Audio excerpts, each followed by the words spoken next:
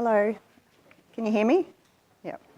Thank you all for coming and allowing me to share my story with you today. My story begins about 3 years ago when I started to experience anxiety. At that time, it was awful. Up until that point, I had never had anxiety before and it completely devastated me. I felt like it had come out of nowhere. I was a confident person in control of my life. When I started to experience anxiety, it was like the rug had been ripped out from under me. My life as I had known it disappeared. I was no longer in control. I resigned from my job so I could deal with the stuff that I was going through, and I remember thinking at the time, is this how I am now going to be forever? Anxiety is fear in the pit of your stomach. It takes away your confidence and your certainty. For someone who had always been certain about where she was going, suddenly I wasn't certain of anything. I hated that feeling of uncertainty. I kept saying to myself, why can't you just get over this? What's wrong with you? I felt like a complete failure. I just wanted everything to go back to the way it was.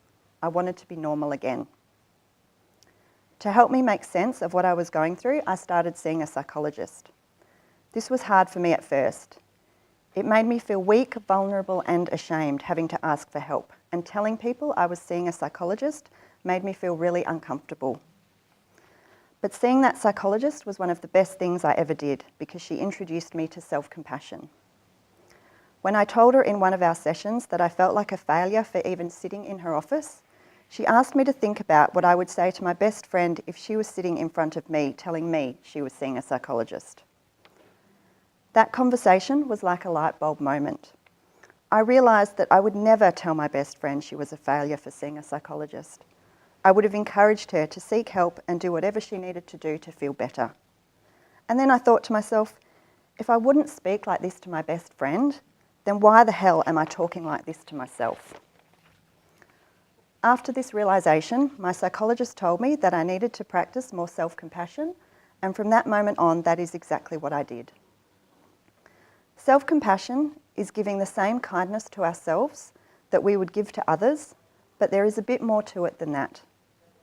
Before we can be fully compassionate towards ourselves, we need to be aware of that voice in our head that is telling us that we are not good enough. The voice that tells us we're not pretty enough, we're not thin enough, we're not successful enough, we're not normal enough. We all have that inner voice, that inner critic. Sometimes it can be so much a part of who we are that we don't even realise what awful things we are saying to ourselves. Most of the time, we show ourselves absolutely no self-compassion and are often harder on ourselves than we would ever be on anybody else. There is a quote by Lisa Hayes which reads, "Be careful how you are talking to yourself because you are listening." I began to realise how I was talking to myself, how hard I was on myself and how hard I had always been on myself. I had never given myself permission to be anything other than perfect. I realised that if I wanted to heal myself, I needed to treat myself with compassion. I needed to change the way I communicated with me. When we begin to recognise that voice in our head telling us we aren't good enough, we shift the dynamic of our relationship with that voice. That voice used to have all the power, but when we become aware of its existence, we become the ones who are in control. We are now in a position to change the conversations we have with ourselves and replace the negative with something positive. For me, with my anxiety, this means that I no longer tell myself that I am weak or a failure when I am feeling anxious. Instead, I tell myself that I am okay as I am in that moment, that I don't need to be anything more or anything less than who I am. I tell myself that I don't need to be perfect or fixed. I'm valuable and worthy just as I am. Self-compassion takes away the pressure that we constantly put on ourselves. When we think we should be thinner or fitter or more successful or less anxious, we're putting pressure on ourselves to conform to an external ideal. For me, with anxiety, this means that I no longer pressure myself to stop feeling anxious. I no longer fight myself or try to be what I am not. When the anxiety shows up, it's uncomfortable, yes, and I don't like it, but I accept it. Once I accept it, I treat myself kindly and do what I need to do to look after myself. This often means that the anxiety isn't so intense and that it passes sooner. Self-compassion doesn't mean that we stop trying to be better versions of ourselves. What it means is that we accept ourselves and no longer compare ourselves to others. When we accept and love ourselves as we are, then any changes we do make come from within. And this means that we make changes we genuinely want to make and not changes we think we should make. When self-compassion starts to become second nature, it completely changes the way we move forward in our lives. It doesn't make life's problems go away, but it does change the way we respond to them, and this in turn builds up our resilience. We strengthen our resilience when, despite the problem we are facing, we treat ourselves with kindness and accept that we may not always be able to control the outcome.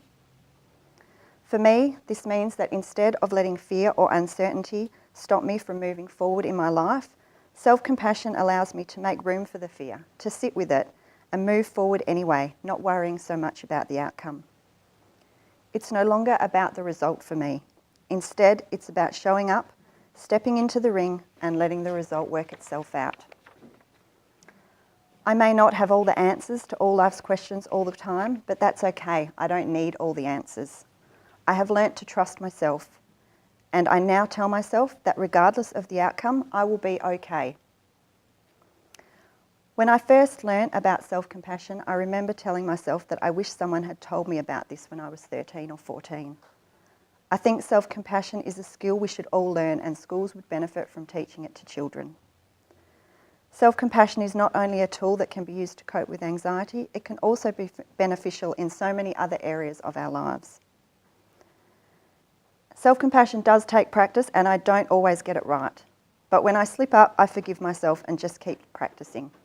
It's easier now than it was when I first started.